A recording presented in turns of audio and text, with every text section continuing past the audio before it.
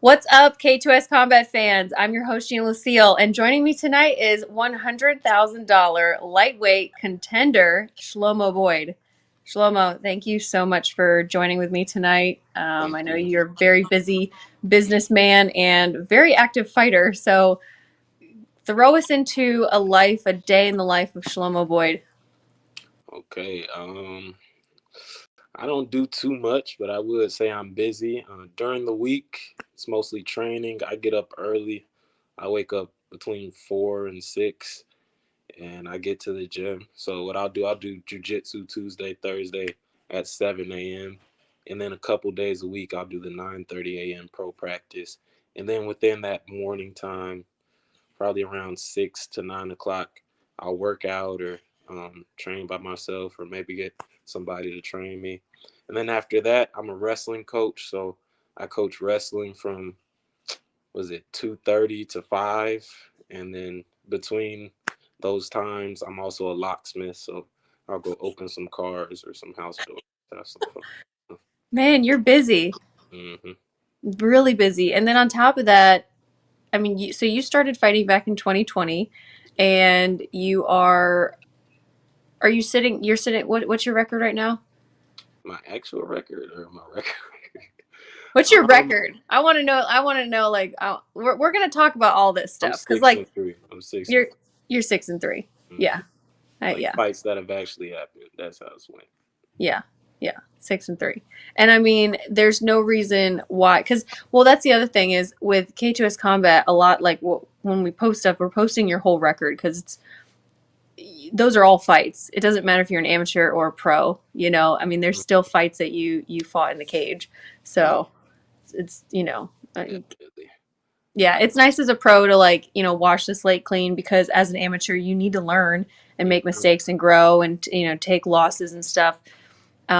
But I definitely, especially with a record like yours, I mean, you're a solid fighter. Yep. I've seen you plenty of times in the B2 fighting series cage and you're gnarly. Good times. Good times. I know. So, what have you been doing to prepare for this lightweight Grand Prix? Just the normal. I wouldn't say I can't much. This is honestly the first time in my career I'm actually cutting down to lightweight. I've been fighting. My first three fights in MMA were at middleweight, and I've been fighting at welterweight or Welterweight. catchweights ever since. And my average weight walking around is 175. Yeah. A lot of featherweights weigh that much, but granted, I am tall. I'm 6 feet, and I'm very strong, so I'm never at a deficit that way. But I've just never wanted to cut weight. I'm not into that. But I'm at the point where it's like I can't get fights, and I can't get lightweights to come up, so I'm just gonna fight at 155, and that's Yeah. exciting to me because I'm about to ragdoll some people. Just I'm I'm a so lot stronger excited. than. hmm That's exciting to hear because I mean, cutting weight sucks. Like I've lived my life cutting weight, like spitting in a cup and sitting in a sauna The and jockey stuff. all the oh yeah. I mean, but we're not we have to perform it that way. We can't like eat after we weigh in. hmm So it's a little different, but I definitely feel for you guys like when you're coming in during weigh-ins and people are like, "Hey, get an interview with so and so." I'm like, "That man don't want to. He does not want to talk right now." Oh, B2, I was good. I was to make 170 is like skipping a meal for me. So, Right, yeah. right. It's so But fun. I now know. I'm good at cutting weight. I just didn't want to do it. Yeah. Well, I So, mean, being a wrestling coach, you would know how to do it. yeah, I went to 159 one fight. I went from 179 to 159 in a day and a half. Like I Yeah. can do it. I can do it pretty easily. I just chose not to. Well, I mean, like you said though, you're super tall. You're going to be a problem at 155. hmm And do you think that some of the fighters are underestimating you right now because there is like a little bit of shit talking going on and no one mentions like Shlomo Boyd and I'm kind of like, Yeah, I was about to say they didn't mention me. I don't think anybody's underestimating me. They know I'm good. They respect me. I okay. mean, one of them's my teammate, of course, Yeah. and Chance and everybody. They've seen me a lot.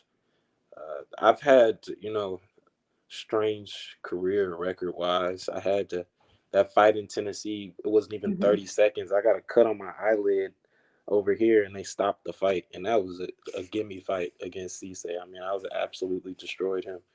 And then I had the knee DQ to uh, Nathan Mitchell, of course, which was an accident. I did. Ah, No, I remember like that on yeah. okay. So So I've been winning. It's not. yeah. You look Yeah. at it. I have the best.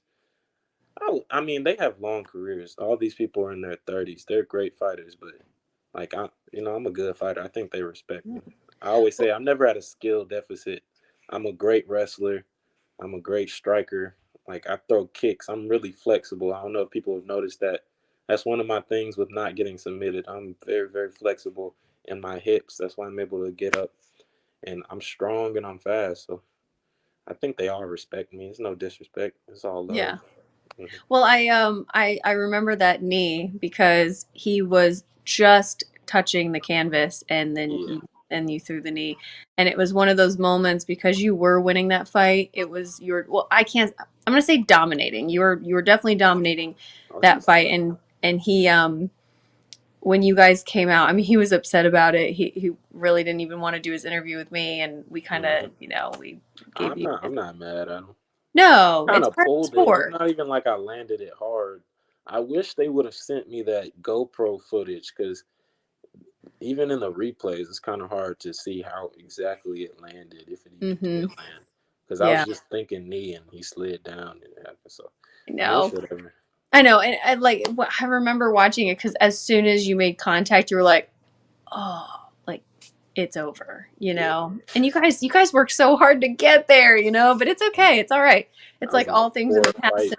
It's happened in the big shows in UFC and PFL, one championship. Like I Uh, sit here all the time and watch fights all day. So you're like, it's one of those things that happens. It's unfortunate, but um, so you were saying just now how some of the guys in the Grand Prix, this was actually, when we're in our meetings and we're talking, they really wanted something for the regional fighters that should be on the national level, but just haven't been picked up because you guys are a problem. Like, you guys are record ruiners. There's a chance, like, that you can mess up someone's record that they're trying to promote. You know what mhm. I'm saying?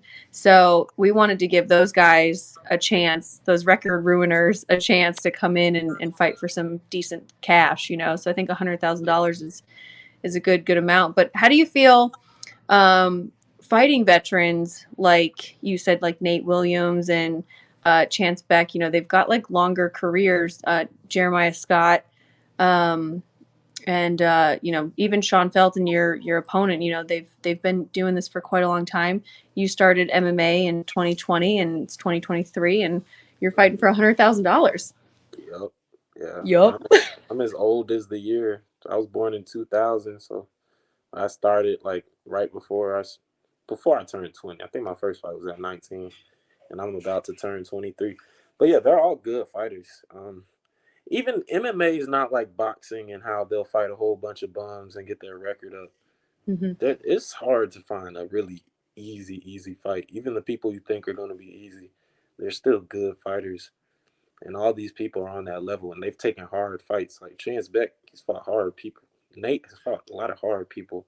If Hmm. they took the easy route like everybody else, they would probably, be there right now. But they didn't need to do that. So I mean, I respect them, respect everybody. I fought a lot of hard fights in my career too, so I understand it. But yeah, I'm coming to win some money.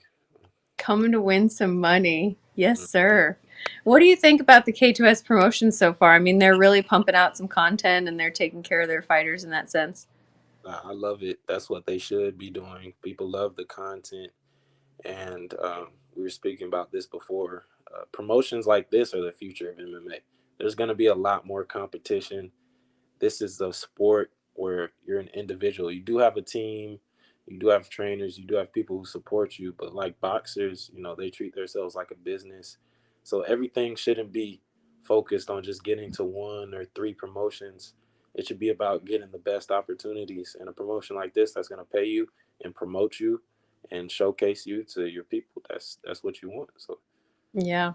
So these other people really have to vie for your attention. You won't just be thinking about them. Yeah, it's nice to see the promotion world. You kind of see this in a lot of industries, like even horse racing. You see them like different industry or promotions. We're just calling promotions. Hmm. The undervalued ones that don't value their employees or their people, or and I'm not speaking about anybody specifically, but you see those promotions don't really hold value and hold weight, Hmm. for the future. So it's nice to see, I've been so fortunate enough to work with and for, really good regional promotions and just keep growing with the content that keeps growing with them. Yeah. So, and that's with you fighters. Like without you guys, we couldn't be doing this. Yeah. So I definitely see MMA growing like the Oh, boxing world. bro. I mean, people as a sport, I think it's arguably already surpassed boxing, but Hmm. it's so new, and the people in MMA are so different than boxers. They're all virtuous and just they just love fighting for fighting. They haven't really got that money hungry greed yet, even though they do want money. So Right. I keep telling people the future of MMA. Like I'm lucky, I'm young. The future of MMA, there's going to be so much more money and people are going to be competing for you because people love to watch fights. There's Oh yeah. always money in this. I mean, I gotta tell you too, like with K2S Combat, you know, there's networks that are interested in this kind of material, and with networks bringing that kind of money in, that's more money for the fighters. It's more content for the fans. Um, like we have three big celebrity guests. I mean, between Timmy Dunn, who's a country music singer, and he's about to like just run off with the charts. I can't even believe we have him. And then we have Black Rambo, who is just, swamp people, $1 million personality, guns, the whole night. He's a rapper. Then we got, John Keys, who's an athlete and Guns Out TV and um, huge connections, just guys that are, and bringing their fan base. So, like, you're Hmm. getting a whole genre, like a whole mixed pool of genres, coming to see you guys fight. Yep, it's exciting and people love fighting. I mean, Yeah. I don't know who the owner is, but I'm sure he loves fighting. Yeah. People love watching fights. I've played so many sports in my life. I've been a college football player. I got the army on right now. I've been a college track athlete. I've played soccer. I've done rugby. I've done so many sports. I started off swimming, and I only watch those sports when I play them. But fighting, I will always watch fighting. Even before I did MMA, I will Wow, watch that's fighting. It's interesting. entertaining. If somebody stopped and fought in the street right now, everybody will watch. So this industry is huge compared to things like football, which I was in for so long. But to be honest, the only football game I watched this season was the Super Bowl. So I think this industry is really exciting. You get out of it what you put in. So if you work Yeah. hard and you're a great fighter, you're gonna get those opportunities. What was the transformation like going from all of those, sports for school and stuff like that, like mixing it into, or just moving right into MMA? It was there's an ease to it because I used to wrestle too, and once you've done a lot of sports, you're used to movement. It translates. I can translate a movement using my hips to generate power, how I would in football, and being nimble on my feet and flexible, which is something I had to be as a cornerback, and translate that into fighting. And of course, on top of that, I said I wrestled, so it wasn't hard. And I'm the type of person, if I'm gonna fight, I'm gonna fight. I'm not waiting until I'm 29 to start fighting people. I would have Right. been on something else by then. I'm not saying I wouldn't fight when I'm older, but I want to fight. I'm gonna take the smart fights, of course, and listen to my coach. Because in the early years, I was just like, come on, like, yeah, please. Like I'll fight anybody. They could have offered me John Jones. I would have did it. I promise you.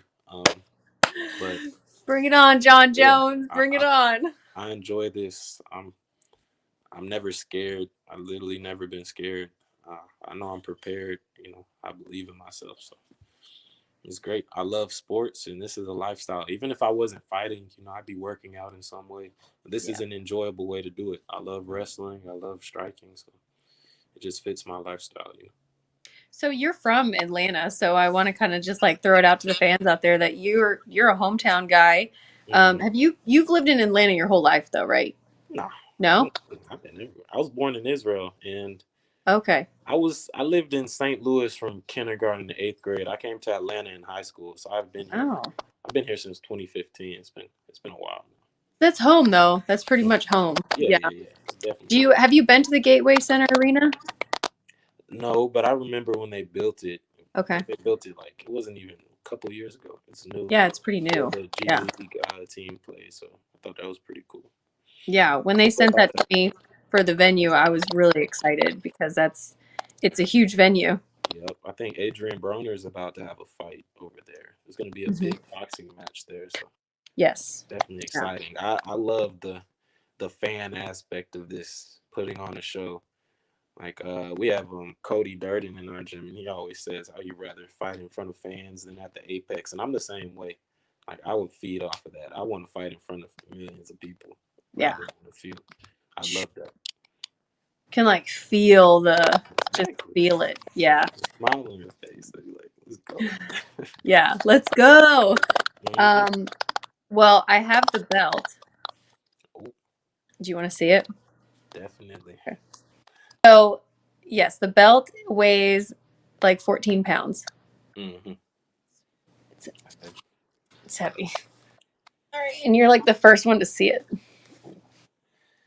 You know what that means. I know. So, what's cool about this is winning the Grand Prix, you win $100,000 plus it's like I think I don't know between all the money that you win accumulating up to the Grand Prix. Like this thing's fucking heavy. Yeah. Like I don't have to go to the gym.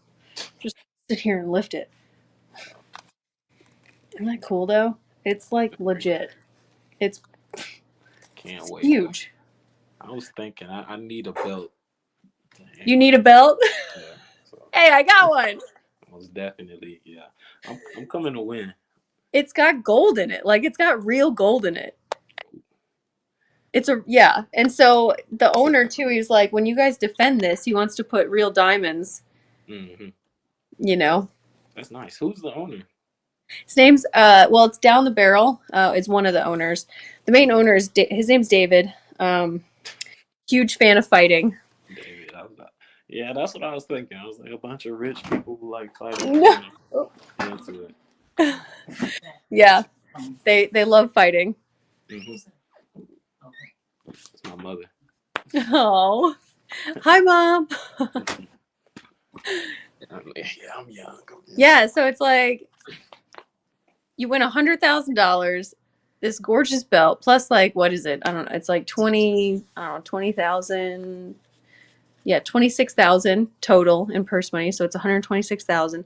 Plus, there's like sponsors that are jumping into the program. So there's like Hmm. sponsored prizes for people. Um, and it's awesome. It's awesome to be a part of something like this. That's great. That's great. Yeah. Are tickets on sale yet? No, no, that's actually been the toughest part of it because it's going through Ticketmaster. So because we didn't know, and I'm a part of like getting like the tables and figuring out where the celebrities go and the interviews and all the broadcast stuff. So it's been a lot in all the best ways and like the challenges I face have been like the best, but um so I had to send back it's called a manifest and ISM for Ticketmaster. So I Hmm. couldn't just like block off these seats and put tables there. They had to redo one. So and it's been kind of difficult to, just there's a lot of people you have to go through. So Hmm. the proper manifest has been sent over to Ticketmaster. They have to just load it up, and it takes about a week or 8 days. So that Okay. was done last week. So we should be getting the ticket links now. And it was funny because I don't know if you're gonna agree because you've been to so many MMA shows and wrestling, boxing, all the things. Hmm. You know, the Gateway Center Arena can only hold 5,000 people. So I think we can have like 5,500 maybe with Hmm. the celebrity tables. Um, and I know once they drop, like it, they're gonna be gone. Amazing. Okay. Yeah, I was thinking like, what are the projections on that? That's exciting. Well, Rambo sells like he has so many fans in Atlanta, and John Keys does as well. And then Rambo's best friends with like the whole rapping community, And so all of our VIP tables are all like they're all booked up. Like they're listed, numbered names, everything's like Right. put together. Yeah. Celebrity So love a fight. yeah. So it's like you get celebrities, Rambo's in the cage, like interviewing guys. You've got me and John Keys in the back doing our, walking out with the fighters, talking about you guys, like just like the big promotions do. Mm-hmm. We want to make you guys feel like really freaking awesome because you guys are awesome. So, and then the commentary table is going to be like, can you imagine? I think we have a UFC fighter doing the play by play, and Mm-hmm. then we have Timmy, John, and Rambo and myself. So John and I kind of flip in between. Who's the UFC fighter? Is it a surprise? Um, Possibly. I don't. Well, it The is a actor, surprise. performer. It might be Sam Alvey. Oh, okay. Yeah, Alabama. yeah, it might be Sam Alvey. Not promotions like this are the future. And like I said, I love that. fighters start running themselves like a business.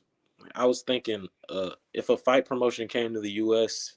and they had the rule set something like one championship, that would be huge. But to be honest, one day I'll just negotiate my own contract and say, hey, we got to take hydration tests and stuff. So I don't have to cut 20 pounds to fight somebody that's the same weight as me.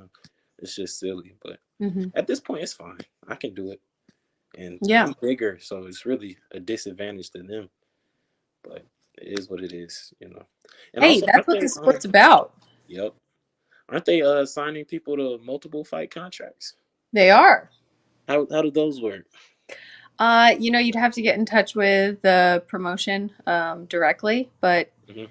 they did say there is some talk on the line. So they're trying to sign fighters for the rest of 2023 Oh, that's because, yeah, what they want to do is have fighters and keep the consistency with the fans. yeah. So we're not going to be one of those. Or they're not. I mean, I'm part of K2S Combat now. I'm like, I'm their girl, but Mm-hmm. they're not gonna like just take fighters and throw them away. They want to take them, have them, sign them. Their code of conduct is basically the same as any big promotion. Conduct yourself as a professional and help promote yourself because, like you said, fighters are their own business. They need to start Mm-hmm. promoting themselves. Yeah, So yeah, that's it's nice. huge. So I'll put your name in. I'll say, hey, Shlomo might be I'll put looking my for own that. name in when I dominate. I'm I'll put poor. my own. Oh, I like I'm like that. poor Sean Felton. I think he He's came like, out of fuck you, Geena. I retirement. don't He need was your he was help. retired, wasn't he? Yeah. What do you? Oh, we've been on here for like 26 minutes. I mean, kids came down and all sorts of stuff. What do you think about your opponent? Uh, he's been fighting. He's a He's a fighter. veteran. I wouldn't say there's anything. I could say that about a lot of people, but I mean he's gonna come out and do what he does, but it's not gonna matter. Yeah. You If do I'm have to being watch out for honest, those New England fighters, man. Though those guys yeah, are, he, they're. I ain't worried. I've been living all around the world. He's I ain't fought worried. an Israeli before and he's lost. But I mean, it's all respect to him. But I'm just being honest. Like wrestling, he's definitely not gonna out wrestle me. He's not gonna outstrike me. I'm unsubmittable, so we're not gonna go there. I think he's a purple belt. It's like, come on. I want to do some cool stuff. Every fight I go in, I'm like, I want to do this submission and that submission. I finally got my Ezekiel choke in. Like, Yeah, that was I your really, last win. yep. I tried to get that necktie on Nate, but he slipped out. I'm gonna do some cool things. It's You're gonna be excited. devastating. It's gonna be a show. All respect to him, but there's nothing he can do. He's gonna lose. I love that. I love you've always been like that. You're like, man, I've always wanted to try new things. Like you practice them at Yeah, home and then you're really like truly showcasing your skill in yeah, the cage for the fans, yeah. and yourself. There's all different kinds of fighters. There's grinders. There's people with power. There's people that are athletic. There's Mm. talented people. I can never go out into a fight and honestly say, like, I was at a skill deficit. Like, I'm very skilled. Well, yeah, I can't say that he has better jujitsu than me, or better wrestling than me, or better striking than me, because that wouldn't be true. So I just got to go Okay. out there and win. To be honest, just go out there Yeah. and try, and I'm getting my hand raised. So it'll be it'll be fun. I Can't One wait. step closer to this belt right here. Hmm. That And $100,000 the money too. I want the belt, but the money too. money too. What would you do with $100,000? What would be your first thing? Invest it, open a gym, maybe. Yeah, invest it and open a gym. So in some forms of way, like it is life changing money for people. Most definitely. But I've been, me and my brothers have been planning to open a gym for a while, so it's gonna happen sooner than later. But with a That's awesome. hundred thousand, it can happen sooner. So, Hmm. Where would you open that gym? oh, right, in Atlanta, Gwinnett County. Okay. All right. Keeping it in the town. Yes, man. Shlomo, thank you so much for being here. It's always a pleasure to talk to you. And I'm really excited to see you April 15th. All the way to the top. We're gonna be making some money.